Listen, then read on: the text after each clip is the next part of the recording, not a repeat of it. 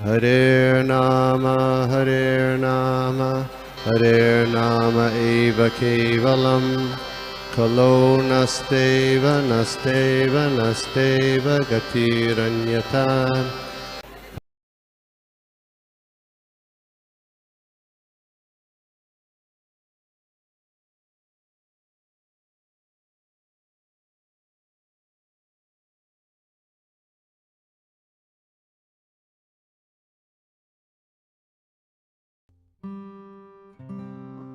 हरे कृष्ण। ओम नमो भगवते वासुदेवाय। ओम नमो भगवते वासुदेवाय। ओम नमो भगवते वासुदेवाय। ओम अज्ञानतिमिरन्धस्य ज्ञानाञ्जनशलाकया चक्षुरुन्मीलितं येन तस्मै श्रीगुरवे नमः। श्री कृष्ण चैतन्य प्रभु नित्यानंद श्री अद्वैत गदाधर शिवाकांत गौरभक्त। हरे कृष्णा कृष्ण कृष्ण हरे हरे, हरे राम राम राम हरे हरे। हरे कृष्णा। तो क्षमा चाहता हूँ कि मेरा पासवर्ड का कोई भी प्रॉब्लम हुआ जिसके कारण थोड़ा लेट हो चुका है। तो आज का जो श्लोक है 3.24, श्लोक नंबर 17, ज्ञान विज्ञान योगेन कर्मणा मुद्धरन जटा हिरण्यकेश पद्माक्ष पद्म मुद्रा पदाम्बुजः। तो यहाँ पर ये श्लोक है कि सुनहले बाल, कमल की पंखड़ियों जैसे नेत्र तथा कमल के पुष्प से अंकित कमल के समान चरणों वाले कपिल मुनि अपने योग तथा शास्त्रीय ज्ञान के व्यवहार से इस भौतिक जगत में कर्म की इच्छा को समूल नष्ट कर देंगे। और परपट में लिखा हुआ है और श्लोक में है कि भगवान का कितना सुंदर वर्णन हुआ है यहाँ पर। और हम अपने आप को आईने में देखकर खुद को बहुत ही सुंदर मानते हैं, लेकिन हमारा पूरा शरीर खून पसीना मल मूत्र से भरा हुआ है। थोड़ा सा मेकअप कर लिया, थोड़ा सा हेयर कलर कर लिया और हम अपने आप को बहुत ही सुंदर समझते हैं। लेकिन यहाँ पर वास्तविक सुंदरता बताया गया है, जो आत्मा और शरीर जब एक होता है और तब जो सुंदरता उत्पन्न होती है वो शाश्वत सुंदरता होती है। और ऐसे मल मूत्र से भरी हुई सुंदरता नहीं होती है। और फिर भी हम लोग मल मूत्र से भरे हुए शरीर से आकृष्ट होते हैं। वो बहुत ही आश्चर्य वाली और बहुत ही मायाजनिक बात है कि हम माया में पूरे फंस चुके हैं कि हमको ये भौतिक शरीर आकर्षित करता है। ये भी एक बहुत ही आश्चर्य वाली बात है कि इसमें आकर्षण होने वाला है क्या, वैसे देखा जाए तो फिर भी हम आकर्षित होते हैं। तो ये हम बताता है कि हम अभी कितनी निकृष्ट अवस्था में है कि हमको भगवान का आकर्षण नहीं हो रहा है, हमको शरीरों का आकर्षण हो रहा है। और जब तक शरीर का आकर्षण है तब तक भक्ति का रंच मात्र भी सवाल ही नहीं है। हमको ऐसा लगता है कि मैं भक्ति कर रहा हूँ, लेकिन जब तक ये शरीर आकर्षण बना हुआ है, भौतिक इंद्रिय तृप्ति बनी हुई है, तब तक हम वास्तविक भक्ति में 1% भी प्रवेश नहीं हो पाए, अभी बाहर ही है। इसलिए इन शरीरों से परे होकर भगवान में आकर्षण होना बहुत ही जरूरी है। और वो आकर्षण तब होगा जब हम ये केन प्रकार इस शरीर से परे सोचेंगे, इस शरीर के परे आकर्षित होंगे। जैसे एक स्टूडेंट होता है तो वो किसी ना किसी सब्जेक्ट में जब वो लूज होता है, वो कमजोर होता है, तो उसका ट्यूशन रखता है कि भाई तेरी ये कमजोरी है तो उसके ऊपर तू ध्यान दे, ये प्रैक्टिकल है।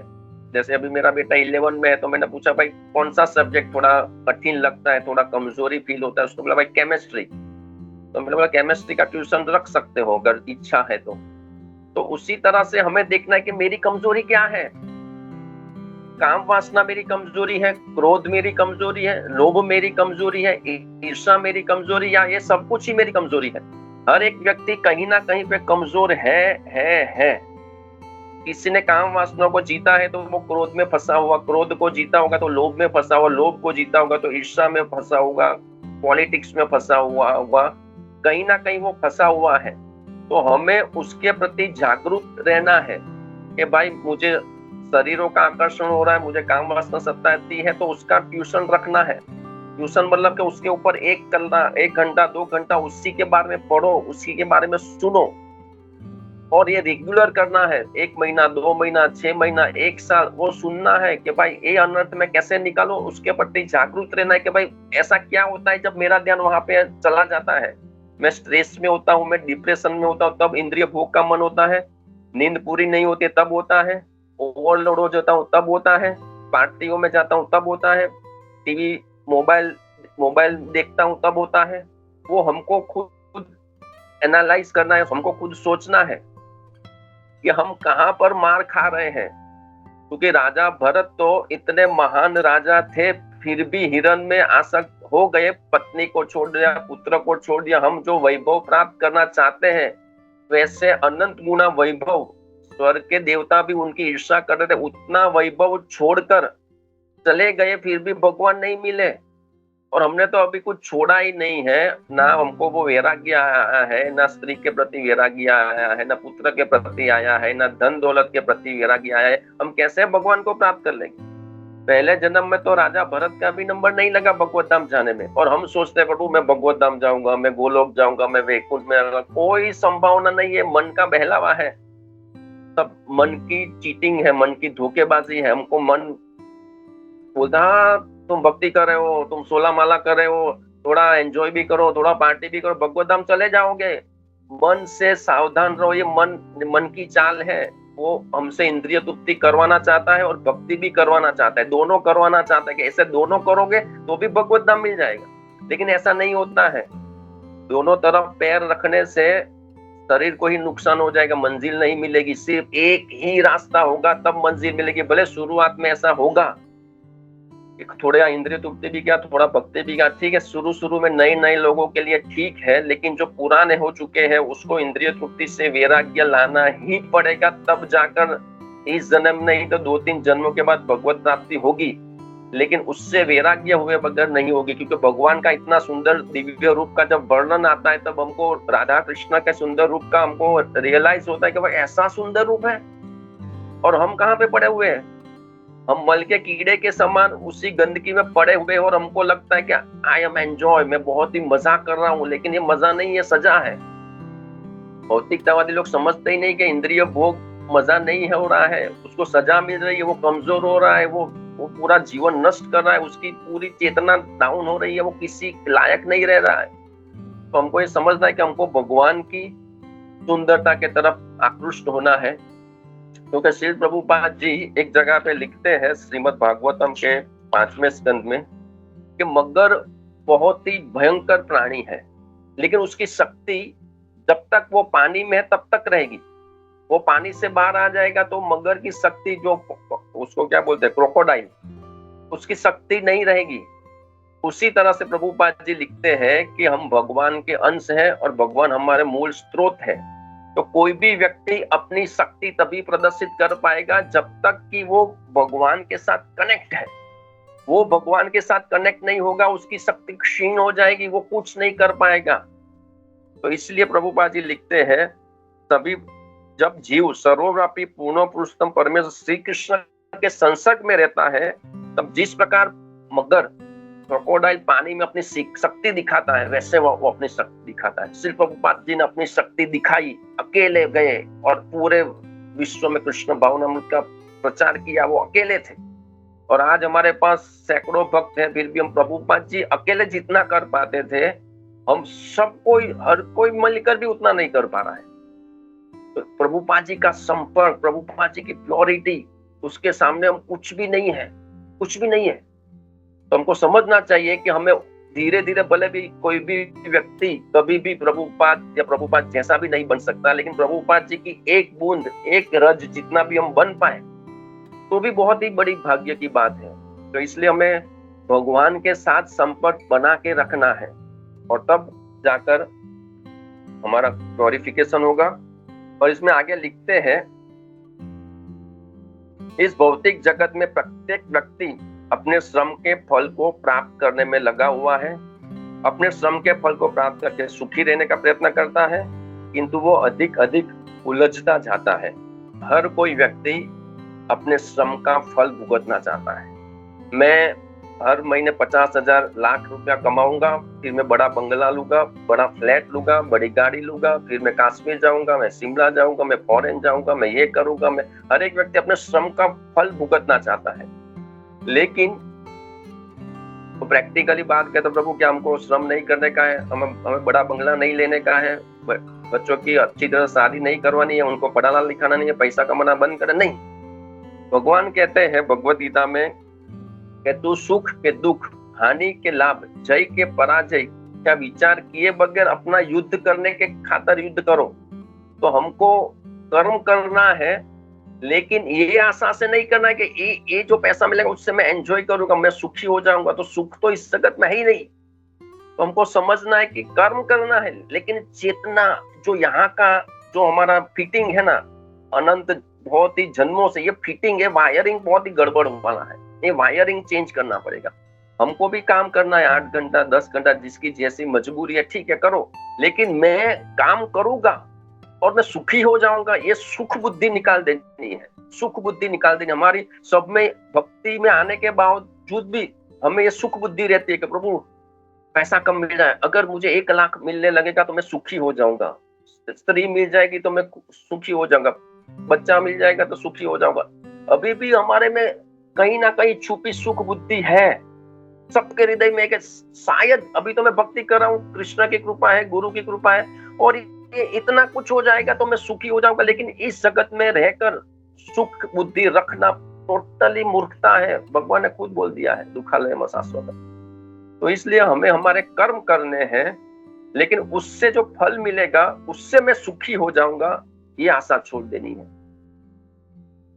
जब तक पूर्ण ज्ञान या भक्ति योग प्राप्त नहीं कर लिया जाता, तब तक इस बंधन से वो छूट नहीं पाता। जब तक पूर्ण ज्ञान या भक्ति योग प्राप्त नहीं कर लिया जाता, तब तक इस बंधन से कोई भी छूट नहीं सकता। देखो कितना अद्भुत प्रभु भार लिखते हैं। पूर्ण ज्ञान और भक्ति योग प्राप्त नहीं करेंगे, पूर्ण ज्ञान पूर्ण भक्ति, अभी तो ज्ञान ही नहीं है, भक्ति भी नहीं है, कुछ भी। और हम सोचते हैं कि हम बहुबंधन से निकल जाएंगे, लेकिन प्रभुपाद कहते हैं ऐसा नहीं होगा। और क्यों नहीं होगा? इसका कारण ये है कि हम अभी क्या करने में लगे हुए हैं। एक 4 सेंटेंस मैंने लिखे हैं कि दूसरों के अनर्थ हम देखते रहते हैं, दूसरों के अनर्थ हम देखते रहते हैं।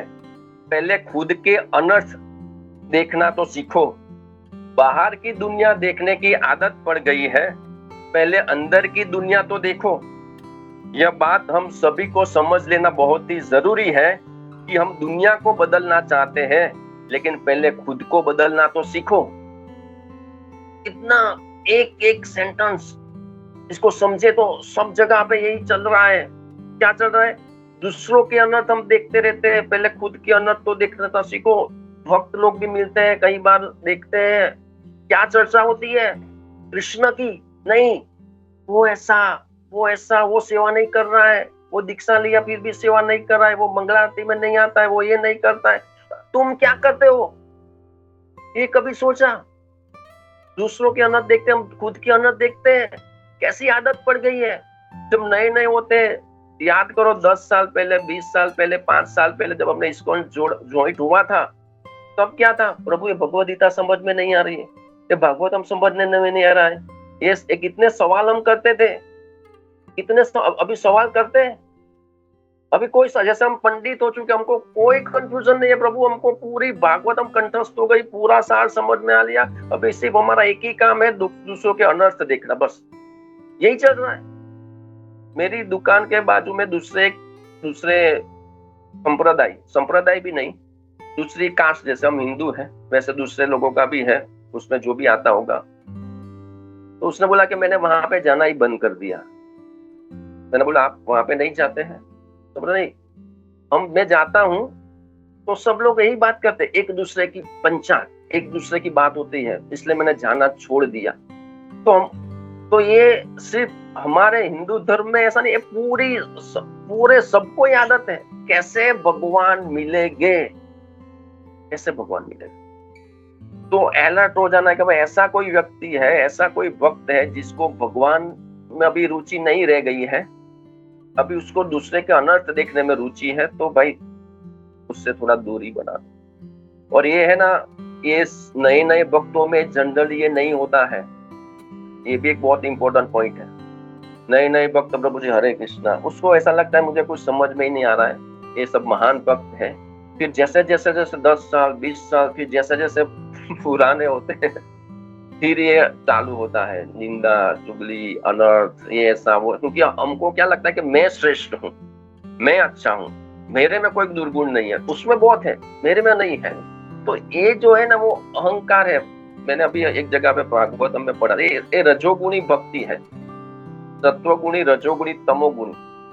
रजोगुणी भक्ति में क्या लगता है, बस मैं ही सही हूँ, मेरा लोग सम्मान करे, मुझे रिस्पेक्ट करे, मैं जो बोलता हूँ वो परफेक्ट है, मैं जो करता हूँ वो सही है, दूसरों से मान की अपेक्षा, ये सब रजोगुणी में है। तो हम क्या सिटी लाइफ में है, कारोबार में है, परिवार के साथ है, तो हम सत्वगुणी भक्ति नहीं कर पा रहे हैं। लेकिन हमको ये सब बंद करना पड़ेगा कि स्ट्रिक्टली, क्योंकि वैष्णव निंदा, वैष्णव अपराध, दूसरों में दोष देखना, एक पागल हाथी पूरे गार्डन को खराब कर देता है, वैसे हमारी 10 साल 20 साल की भक्ति को उसमें वो पागल हाथी दौड़ेगा ना, कहीं के नहीं रहेंगे, कहीं के नहीं रहेंगे। इसलिए टोटली बंद।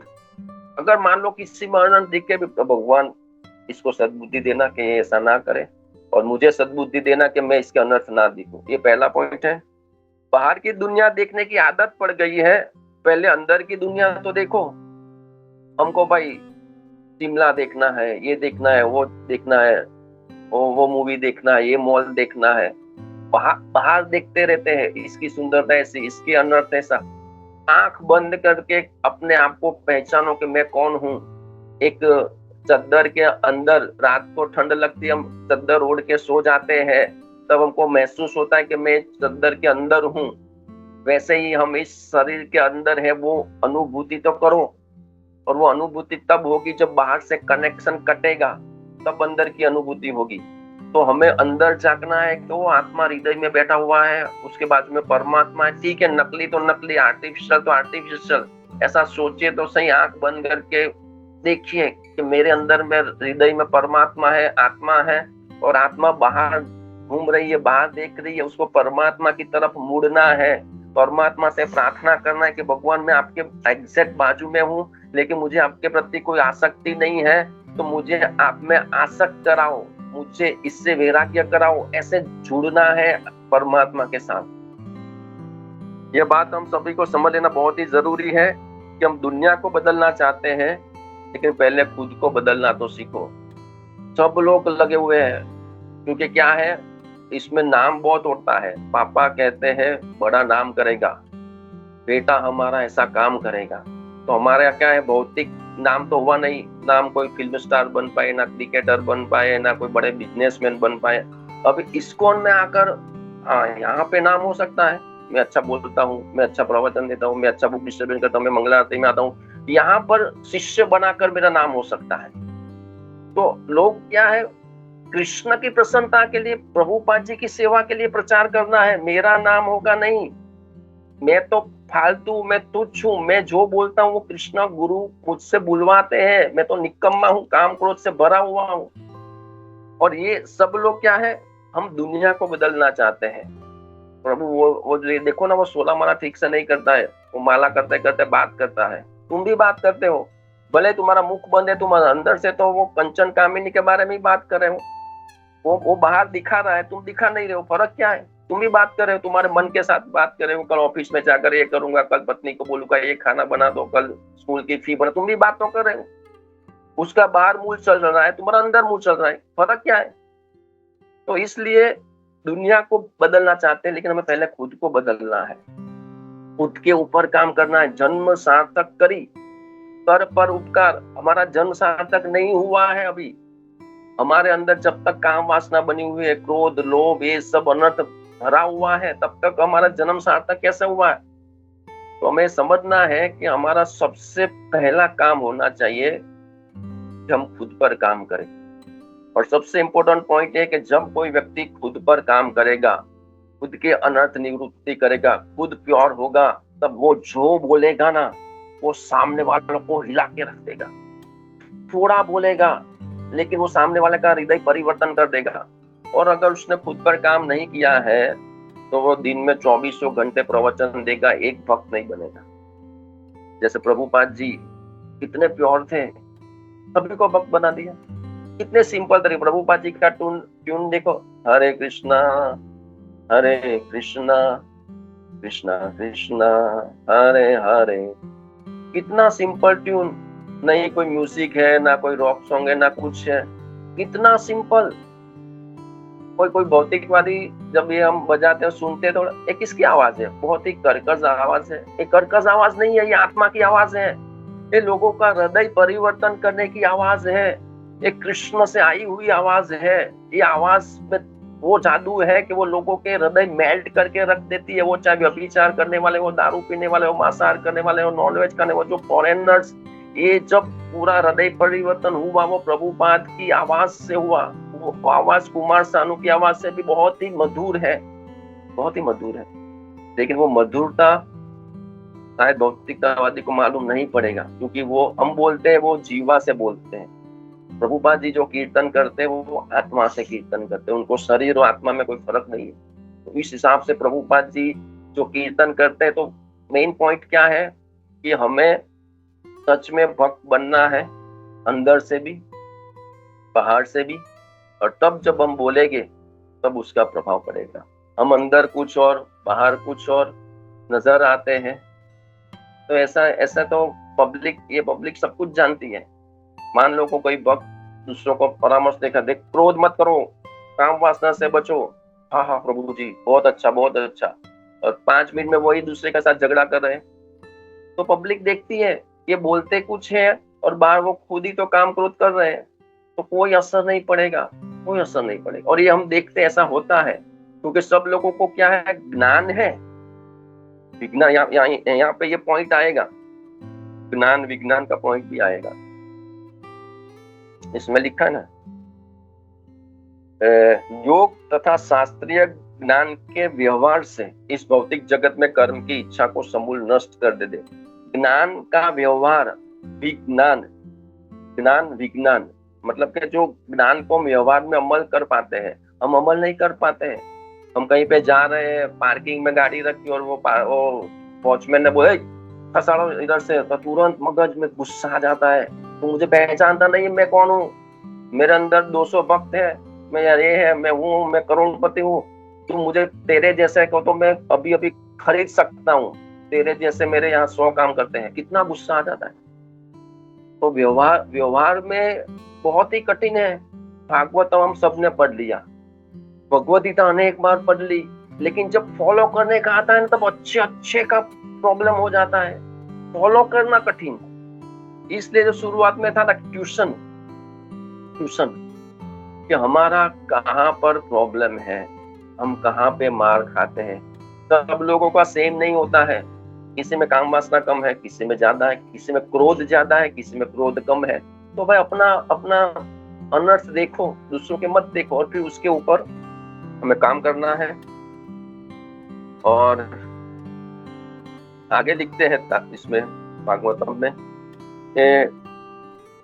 केवल कल्पना के द्वारा जो लोग बंधन से छूटने का प्रयत्न करते हैं वे भी भरसक प्रयास करते होंगे, किंतु वैदिक धर्म शास्त्रों से पता चलता है जिसने कृष्ण भावनामृत में भक्ति प्रिय सेवा अंगीकार कर ली है वह कर्म की अभिलाषा को सरलता से उच्छेदित कर सकता है। जो कृष्ण भावनामृत में स्थित हो गया वो कर्म को अच्छी तरह से जीत सकता है, सकाम कर्म को। वो कृष्ण भावनामृत होकर कर्म करता है। जैसे एक बार क्या हुआ था कि प्रभुपाद जी ने कहा कि जो भक्त नहीं है और जनता को भ्रम में डालते हैं वे राक्षस से उसका पर्दाफाश होना चाहिए। एक्चुअली में तो मैं भी राक्षस हूँ। यहाँ पे क्या लिखते हैं कि जो भक्त नहीं हो निरी जनता को भ्रम में डालते हैं कि वो अंदर कुछ है और बाहर तो बहुत बड़ी बड़ी बातें करता है, ऐसे लोगों का पर्दाफाश होना चाहिए। तो कीर्तनानंद भक्त जो वहां पे खड़े थे उन्होंने आपत्ति जताई कि प्रभुपाद जी राक्षस को अगर राक्षस बोल देंगे तो वो कैसे सुधरेगा। वो कीर्तनानंद थोड़ी प्रैक्टिकल बोले, प्रभु ऐसा कैसा है, अगर वो राक्षस है, वो अंदर कुछ है अलग, बाहर कुछ बोल रहा है, उसको बोले तो राक्षस है, तो वो सुधरेगा कैसे? प्रभुपाद जी ने कहा नहीं, लेकिन वो राक्षस है। फिर से कीर्तनानंद ने कहा लेकिन स्वामी जी हम उसको राक्षस नहीं बोल सकते। प्रभुपाद जी ने कहा हाँ, फिर भी प्रभुपाद जी कंटिन्यू, हाँ वे राक्षस है, और जब तक तुम ये नहीं समझते तब तक तुम कृष्ण भावना रूप में आगे नहीं बढ़ सकते। फिर कीर्तनानंद थोड़े शांत हो गए। उन्होंने बोला प्रभुपाद जी क्या राक्षस भक्त बन सकते हैं? देखो बहुत ही अच्छा सवाल पूछा। मैं राक्षस हूँ, आप लोग तो महान भक्त हैं, लेकिन उन्होंने बोला कि राक्षस भक्त बन सकते हैं, ये बहुत ही परिवर्तन करने वाला है। प्रभुपाद जी ने हाँ, राक्षस भी भक्त बन सकते हैं यदि वे हरे कृष्ण का जप करें और सेवा करें, तो राक्षस भी भक्त बन सकते हैं। दो पॉइंट, हरे कृष्ण का जप करें और सेवा करें। अभी ये हरे कृष्ण का जप करे और सेवा करे, ये लगता है तो बहुत ही सामान्य है कि भाई मैं तो हरे कृष्ण का जप कर भी रहा हूँ, सेवा भी कर रहा हूँ, तो मैं भक्त हूँ। हरे कृष्ण का जप अलग अलग लेवल में होता है, अलग अलग भावना से होता है। हालांकि वो जो भी भावना से करेगा उसको फायदा तो होगा, लेकिन जो शुद्ध भक्ति का रास्ता है उसमें हरे कृष्णा महामंत्र जप होता है कृष्ण की प्रसन्नता के लिए, लाभ पूजा प्रतिष्ठा के लिए नहीं। अगर हम मंदिर में मंगला आरती में गए हैं, हमारे आजू बाजू 50 भक्त सुबह मंगला आरती पूरी और माला करने बैठ गए हैं, तब हमारा जब माला होता है और हम घर में होते हैं और माला होती है, उसमें जमीन आसमान का फर्क होता है। और आजू बाजू देख रहे हैं प्रभु जी माला कर हरे कृष्ण कृष्ण कृष्ण हरे हरे हरे ना, देख रहे हैं मेरा नाम खराब होगा, ये तो सो जाते हैं, ये बराबर माला नहीं करते हैं, तो नौटंकी चलेगी, मेरी भी चलती थी, तो नौटंकी चलेगी, हाँ अच्छा माला करना है, अच्छा दिखावा। और जब घर में होते तो मोबाइल में यूट्यूब व्हाट्सएप हरे कृष्णा हरे कृष्णा, कोई नहीं देख रहा है। लेकिन हमें समझना है कि जो पूर्ण पुरुषोत्तम परमेश्वर है कृष्ण, वो मंदिर में भी देख रहे हैं, तुम्हें घर में भी देख रहे हैं, सब जगह पे देख रहे हैं, क्यों चीटिंग करते हो? तो प्रभुपाद जी ने जो हरे कृष्ण का जप करेगा वो राक्षस में तो भक्त बन जाएगा, लेकिन वो जप कैसे करना है? मंदिर में भी सेम, घर में भी सेम। अगर मोबाइल देखने की आदत है तो भक्तों के सामने भी देखो, वहां पे भी देखो, तब वो भक्त बोलेगा प्रभु जी ये गलत आदत है, इसको सुधारो। हम क्या है, हमारी गंदी आदतों को छुपाते हैं, अच्छी आदतों को प्रदर्शित करते हैं। लेकिन उल्टा करना चाहिए, गंदी आदतों को दिखा दो, भाई मैं ऐसा ही हूँ, मैं कमीना हूँ, मैं निकम्मा हूँ, मैं ऐसा हूँ, मैं वैसा हूँ, मैं ऐसा ही हूँ, सच में ऐसा हूँ, दिखा दो, जैसा हम दिखते वैसा दिखा दो, कोई मेकअप नहीं। लेकिन ज्यादातर ऐसे, इसलिए प्रभुपाद जी ने हरे कृष्ण का जप करेगा तो जप वास्तव में करना है।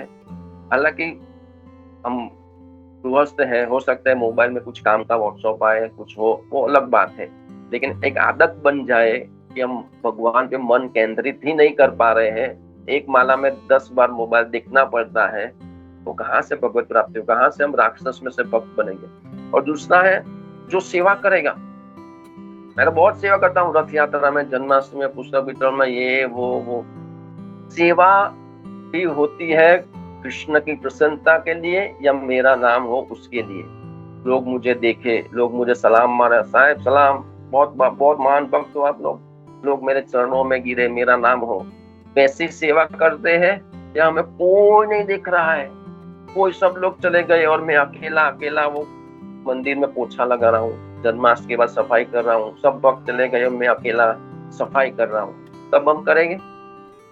कोई लीडर देख रहा है, शिक्षा गुरु देख रहे हैं, दीक्षा गुरु देख रहे हैं, तब हम उसके सामने घूमेंगे, हाँ मैं कर रहा हूँ, तो वो सेवा भी सेवा है, उसका भी फायदा होगा। लेकिन जो यहाँ पे हमें राक्षस में से भक्त जल्दी बनाएगा तो वो हमारी निष्ठा पर डिपेंड है, तो इसलिए हमें ये भी ध्यान रखना है।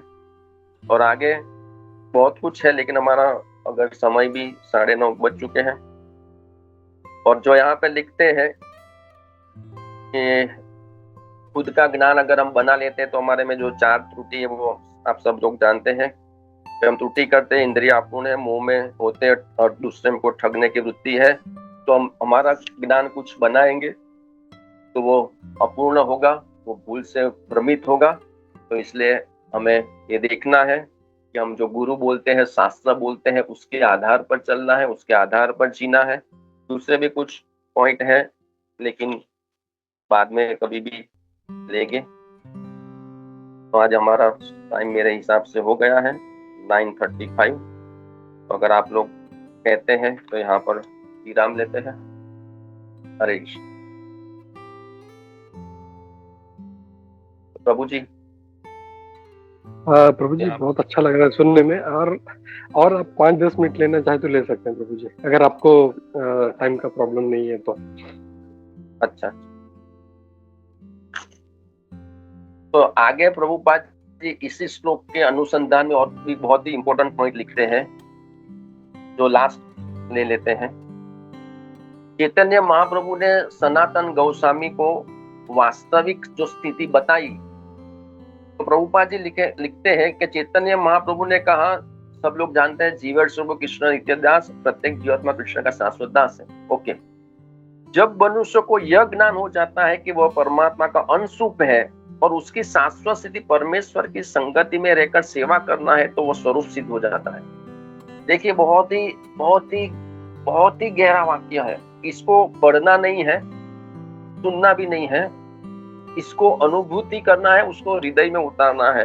क्योंकि जीवन स्वरूप नित्यदास हमने 1000 बार सुना है, लेकिन हम वो दास की स्थिति में अभी शायद नहीं आए हैं। लेकिन जब मनुष्य को यह ज्ञान हो जाता है कि वो परमात्मा का अंशरूप है, ज्ञान हो जाता है, अनुभूति हो जाती है, तो राधा कृष्ण कितने दिव्य, जैसे हमने वो मूवी अभी देखी नरसिंह भगवान की, भगवान का क्या लेवल है और हम क्या है, ये जब अनुभूति हो जाता है और उसकी शाश्वत स्थिति परमेश्वर की संगति में रहकर सेवा करना है, तो वो स्वरूप सिद्ध हो जाता है। उसकी शाश्वत स्थिति, परमानेंट स्थिति, सनातन स्थिति और अनंत समय सुधीनी हमारी स्थिति परमेश्वर की सेवा करना, परमेश्वर की संगति में रहकर सेवा करना, तब वो स्वरूप सिद्ध। बस हमें सेवा करना है।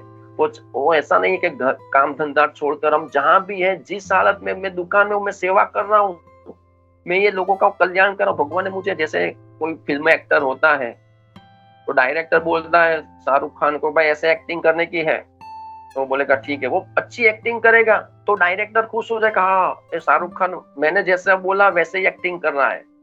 तो हम दुकान में, ऑफिस में, ये हमारे डायरेक्टर है कृष्णा, उन्होंने हमारे कर्म के आधार पर हमको ये स्थिति में डाल दिया। कोई नौकरी में है, कोई जॉब में है, कोई रिक्शा चला रहा है, कोई पढ़ रहा है, कोई रसोई बना रहा है। मैं मेरी एक्टिंग बेस्ट करूंगी, मैं बेस्ट एक्टिंग करूंगा।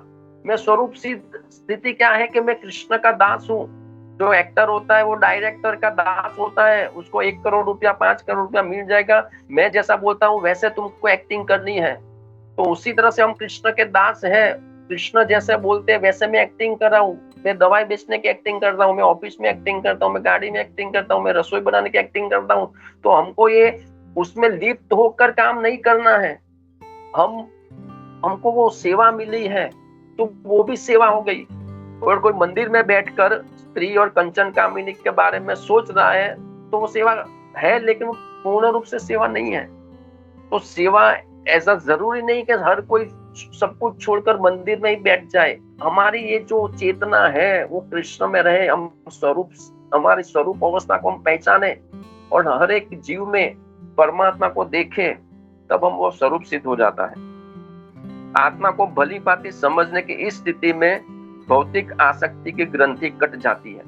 और जब व्यक्ति इस भावना में जिएगा तब उसकी भौतिक आसक्ति कट जाएगी, पूरी कट जाएगी। अहंकार व झूठे देहात्म भाव के कारण मनुष्य माया के पास में आ जाता है। तो जब अहंकार होगा, झूठा देहात्म भाव होगा, तब हम माया में फंस जाते हैं। तो हमको यही समझना है कि हमको साधु सावधान, साधु सावधान, साधु सावधान मतलब क्या? सावधान रहो। भारत पाकिस्तान का युद्ध हो रहा था, तब सरहद पर सभी लोग अलर्ट, 1 सेकंड के लिए भी इधर उधर नहीं, क्योंकि कभी भी विमान आएगा, कभी भी बम फेंक देंगे, जैसा आ रहा है उसको उड़ा दो। तो उसी तरह से 24 आवर्स काम करते करते भी अलर्ट रहना पड़ेगा। माया में मन जा रहा है, स्त्री में जा रहा है, गलत तरीके से आ रहा है, उसको रोको। और इस तरह से हमारी स्वरूप सिद्ध अवस्था पर फोकस करना है, कृष्ण पर फोकस करना है, तब हम माया से बच पाए। हरे कृष्णा। बहुत बहुत धन्यवाद। आज एकादशी के पावन अवसर पर गोपी मनोहर प्रभु जी ने मुझे इस सेवा का मौका मिला, और इसलिए मैं चाहता था कि मेरा शुद्धिकरण हो। इसलिए भले ही वो पासवर्ड का कोई भी मेरे तरफ से गड़बड़ हुआ और लॉक हो गया, लेकिन भले ही आधा घंटा लेट हुआ, लेकिन मेरी इच्छा थी कि भाई एकादशी के पावन अवसर पर तो मुझे मौका मिल रहा है, सेवा मिल रहा है आप लोगों की कृपा से, तो इसलिए मैं भले ही लेट हो, लेकिन मुझे इच्छा थी कि आज मौका मिला है तो उसका फायदा उठाया जाए। तो मेरे अकाउंट में लिखा होगा, भाई मेरी भी लालच थी, मेरा भी लोभ था कि मेरे अकाउंट में लिख जाएगा भाई आधा घंटा भगवान की सेवा की। हरे कृष्ण। कोई गलती हो गई हो, कोई भूल चुका हो, तब क्षमा कीजिए। हरे कृष्ण।